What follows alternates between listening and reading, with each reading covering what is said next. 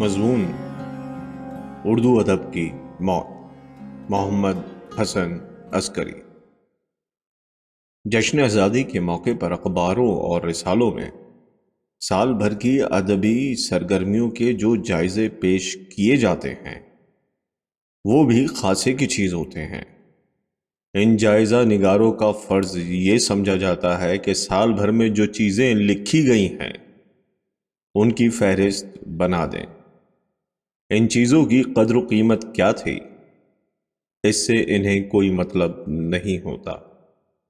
ویسے بھی برس کے برس دن عیب گوئی کوئی اچھی بات نہیں، اس لیے کم سے کم ایک دن کے لیے جائزہ نگار اور پڑھنے والے دونوں کو یہ فرض کر لینا پڑتا ہے کہ جو کچھ لکھا گیا ہے وہ اچھا ہی ہوگا۔ یہاں تک بھی کچھ برا نہ تھا، لیکن بیچارے جائزہ نگار کو ایک فہرست ان لوگوں کی بھی بنانی پڑتی ہے جنہوں نے سرے سے کچھ لکھا ہی نہیں، اور دبی زبان میں یہ اعتراض کرنا پڑتا ہے کہ ادب کے ہر شعبے میں قحط سالی کا عالم رہا ہے، اور جو کچھ ہوا بھی ہے اس کی تعریف کے لیے جائزہ نگار کو دلچسپ سے زیادہ وزنی لفظ نہیں ملتا۔ لیکن اس کے باوجود جائزے کے آخر میں نتیجہ یہی نکلتا ہے کہ بحیثیت مجموعی اس سال اردو ادب نے بڑی ترقی کی ہے۔ یہ بالکل اس مشہور لطیفے کا سا حال ہے کہ سارا خاندان جل مرا لیکن سب خیریت ہے۔ یا پھر ممکن ہے کہ جائزہ نگار حضرات یہ کہنا چاہتے ہوں کہ ہمیں تو اتنی بھی امید نہ تھی، جو کچھ ہوا اسی کو غنیمت سمجھو۔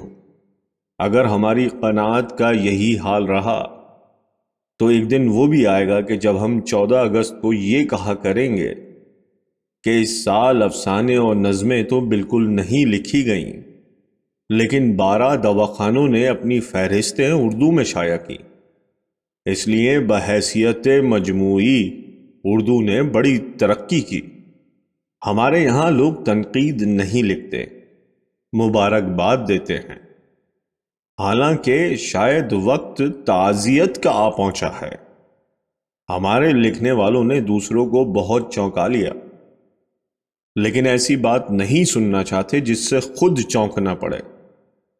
سرمایہ داری کی موت کا اعلان ہو چکا، خدا کی موت کا اعلان ہو چکا۔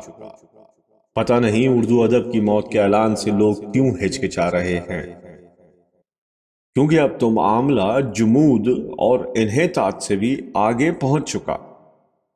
اگر صرف اردو ادب کی موت کا اقرار کر لیا جائے تو کم سے کم اتنا فائدہ ہو سکتا ہے کہ سال 2 سال چپ رہنے کے بعد ہمارے ادیبوں میں دوبارہ جان آ جائے، یا اس دوران میں کچھ نئے ادیب پیدا ہو جائیں۔ ورنہ یہ تو ہو ہی سکتا ہے کہ جو لوگ اپنے آپ کو ادیب سمجھنے کے عادی ہو چکے ہیں وہ اس بات کو بھول کر بلیک مارکیٹ یا کسی اور مفید کام میں لگ جائیں گے۔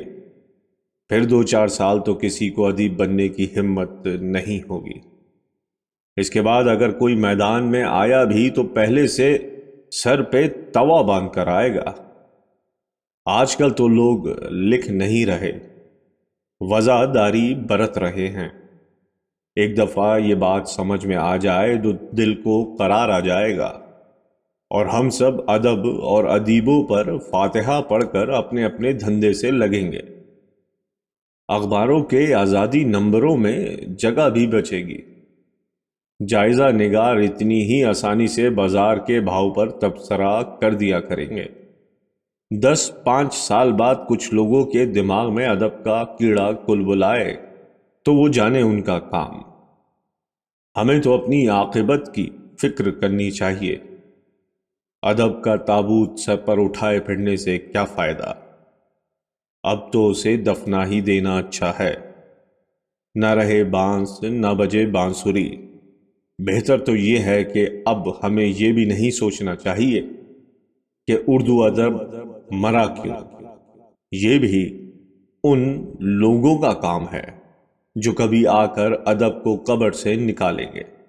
ہمیں تو بس اپنے آپ کو اس لاش سے آزاد کرنا ہے۔ یہ ہمیں دنیا کا کوئی اور کام کرنے نہیں دیتی، یوں کسی کا جی چاہے تو چوری چھپے ادب کر لیا کرے، لیکن جائزہ نگاروں کے فلسفے پر عمل کرتے ہوئے اگر بحیثیت مجموعی اردو ادب کی موت کا اعلان ہو جائے تو بہتر ہے۔ ستمبر 1953۔